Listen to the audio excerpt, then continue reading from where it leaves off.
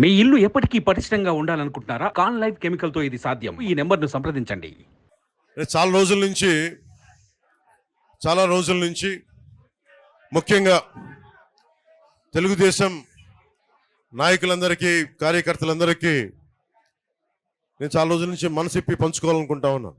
ఇది చాలా రోజుల నుంచి ఎప్పుడన్నా సరే ఇలాంటి సమయం సందర్భం వచ్చినప్పుడు నేను ఎందుకు మన తెలుగుదేశం పార్టీకి నిలబడ్డాను, దేనికని చెప్పడానికి మనసిప్పి చెప్పుకోవాలి మీ అందరికీ అని అనుకున్నాను.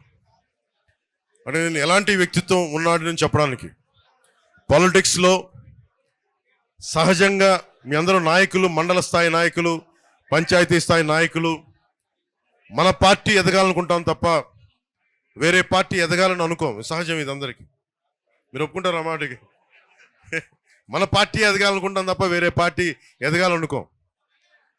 కానీ నాకు చంద్రబాబు గారి మీద చాలా అపారమైన గౌరవం, మనస్ఫూర్తిగా.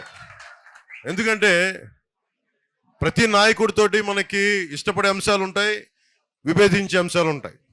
ఆయనతో నాకు విభేదించే అంశాలు తక్కువ, సమ్మతి తెలిపే అంశాలు ఎక్కువ నాకు.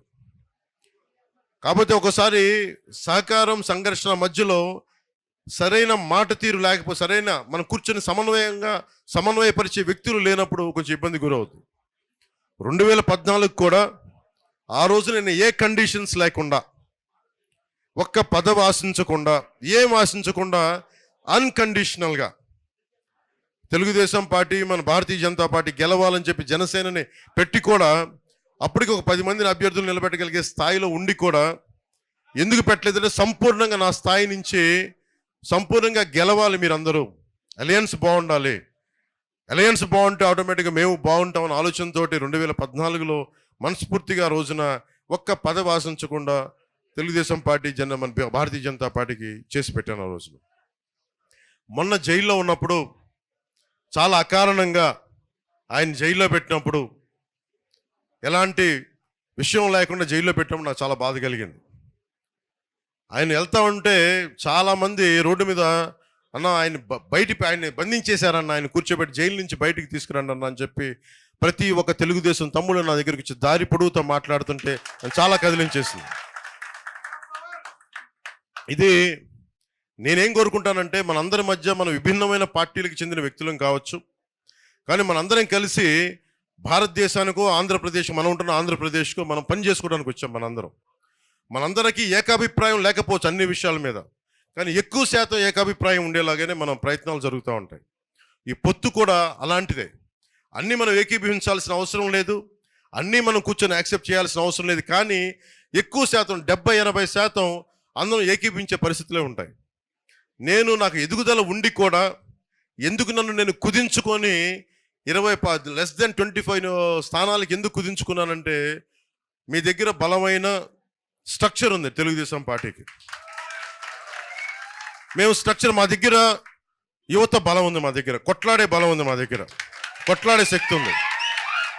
నేను మా యువత అందరికీ చెప్తుంటాను, మా మహిళా నాయకులు వాళ్ళందరికీ చెప్తుంటాం, మా నాయకులందరికీ చెప్తుంటున్నాం, భారతీయ జనతా పార్టీని చూసి కానీ, తెలుగుదేశం పార్టీని చూసి కానీ మనం నేర్చుకోవాల్సింది, ఒక ఇంతమంది జనసందోహాన్ని ఒక స్ట్రక్చర్లో ఎలా పెట్టాలి అనేది మీ రెండు పార్టీలను చూసి నేర్చుకోవాలి. తెలుగుదేశం పార్టీని చూసి పదే నేను చెప్తా ఉంటాను. ఎందుకంటే ఎవరైనా సరే నేర్చుకోవడం మీద, ఎవరి దగ్గర ఇచ్చిన పాఠాలు నేర్చుకోవడానికి జనసేన మేమందరం సంసిద్ధంగా ఉంటాం. ముఖ్యంగా ఆయన జైల్లో పెట్టినప్పుడు నేను వెళ్ళాను లోపలికి. నా దగ్గర నాకు పెద్ద ఆలోచన ఏం లేదు.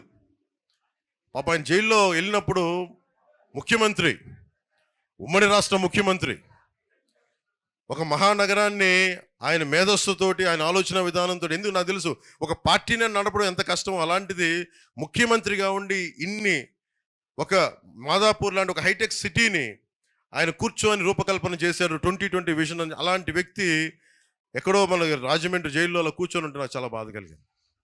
లోపలికి వెళ్ళి మొత్తం అన్ని ఆ సెక్యూరిటీ మెజర్స్ అన్ని తట్టుకొని లోపలికి వెళ్ళి ఆయన చూస్తుంటే, ఒకప్పుడు అందరికీ ఈయన్ని జైలు పట్టిన ముఖ్యమంత్రి గారికి అని ఇలాంటి దుస్థితి కలిగింది. నేనేం చేయగలను ఆలోచించాను. బయట పార్టీ వాడిని, నేను తెలుగుదేశం పార్టీ వ్యక్తిని కాదు, కానీ నాకు మీ నాయకుడు తాలూకు బాధ, మీ అందరి బాధ నన్ను చాలా చాలా తాకింది. నేను చేయగలిగేది ఏంటి? నేను చేయగలిగేది ఏమనుకున్నానంటే మనందరం కలిసి ప్రజాస్వామ్యాన్ని కాపాడాలి. మనందరం కలిసి వైసీపీ రాక్షస పాలన నుంచి ఆంధ్రప్రదేశ్ని విముక్తి కలిగించాలి. నా వంతు కృషి నేనేం చేయగలను? సహజంగానే ఇలాంటి పరిస్థితుల్లో ముఖ్యంగా మీ నాయకులందరికీ, తెలుగుదేశం నాయకుల మీ అందరికీ కూడా, సీనియర్లందరికీ తెలుసు, ఇలాంటి పొత్తులో ఆర్మ్ ట్విస్ట్ చేస్తారు. మాకు ఇన్ని సీట్లు కావాలి, మాకు ఇది కావాలి, అలా కండిషన్స్ పెట్టే పొత్తు ఉంటుంది ఎప్పుడు. నేను అవేం పెట్టుకోలేదు మనసులో. ముందు మీ నాయకుడు బయటికి రావాలి, చంద్రబాబు నాయుడు గారు బయటికి రావాలి అన్న ఒక్కటి తప్ప.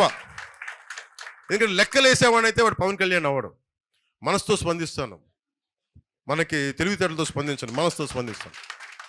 కానీ నేను మనసుతో స్పందించినప్పుడు చాలామంది మా నాయకులు చాలా ఇబ్బందులు పడ్డారు. ఇప్పుడే మనకి మండపేట నుంచి కూడా లీలాకృష్ణ గారు సర్వేశ్వరరావు గారితో కూర్చొని మాట్లాడుతున్నారు. ఒకసారి ఆయన సర్వేశ్వరరావు గారు చెప్తా ఉన్నారు, మీరు చాలా పెద్ద హృదయంతో చేశారంటే లీలాకృష్ణ గారు అంటూ ఉన్నారు. సుమన్ టీవీలో మీ పర్సనల్ అండ్ బిజినెస్ ప్రమోషన్స్ కోసం కింది నెంబర్కి కాంటాక్ట్ చేయండి.